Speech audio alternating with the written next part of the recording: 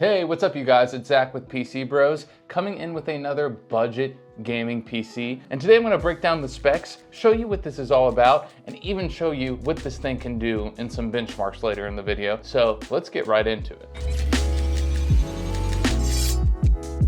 Just a little disclaimer before getting into the specs. When shopping for parts right now, it might be hard to lock in the same exact prices that we got when we got them about a month ago. Always deal hunt and make sure when shopping for a GPU right now, you look for good used sellers on eBay. That way you can get the best deal possible and try to still get this for around 500 or a little bit less if you're building it yourself. And if you're not too interested in actually building yourself and you just want a gaming PC that is plug and play and ready to go, check out PCBros.tech, where we have a ton of options and a wide range of budgets. All right, starting out with the specs, we got the CPU here, the Ryzen 5 5500 with 6 cores and 12 threads. This budget CPU does not disappoint, even for that under $100 mark. It is a very classic CPU that is usually paired with our GPU coming up, which is the GTX 1660 Ti, a legendary GPU that has been used for countless builds with that 6 gigabytes of GDDR6 VRAM and will be very impressive on some of these benchmarks that I'll show you later. This is still a very valid budget option even in 2025.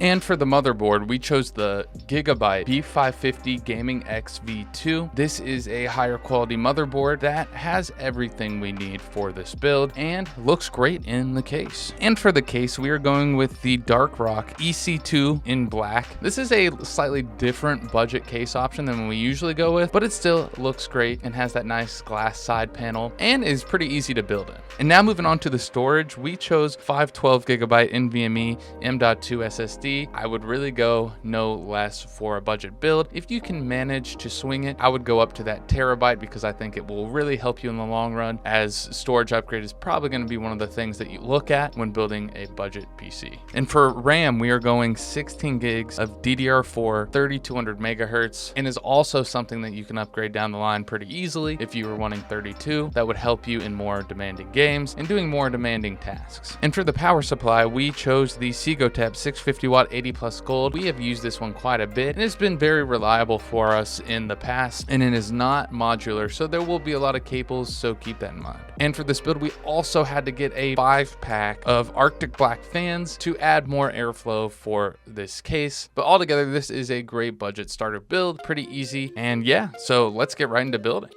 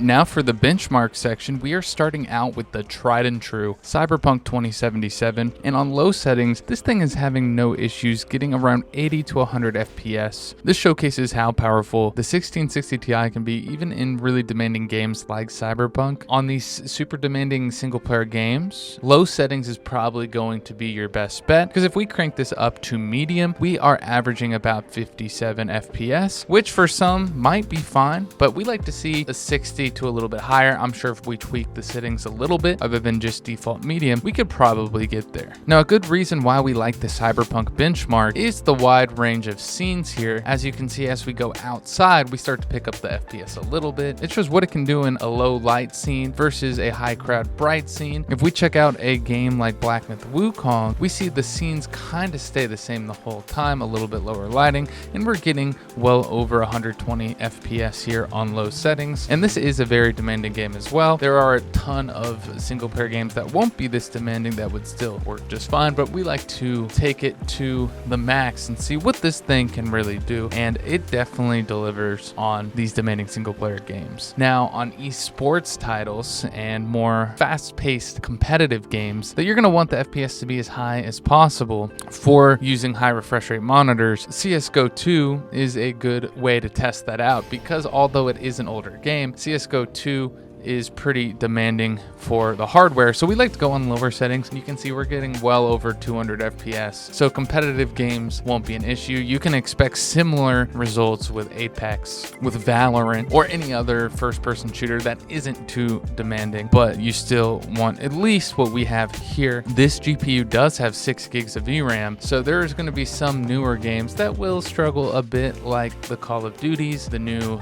Doom Dark Ages. So these results that you're seeing now might vary depending on the type of games that you do want to play. Anytime you're shopping for a PC, and especially a budget one, we want to make sure that you can run and play the games at enjoyable FPS that you actually want to play. So in conclusion, this budget PC is really great for the price. If you can get all the parts for about the same price as what we got it for, this is a strong PC, especially if you only like to play some of those competitive shooters or some single player games on lower settings. This PC can deliver pretty strongly and get you into that PC gaming experience in 2025. So what do you all think? Let me know in the comments down below. What do you think of this budget gaming PC? Would you build something similar to this? Thank you all so much for watching, and I'll see you on the next one.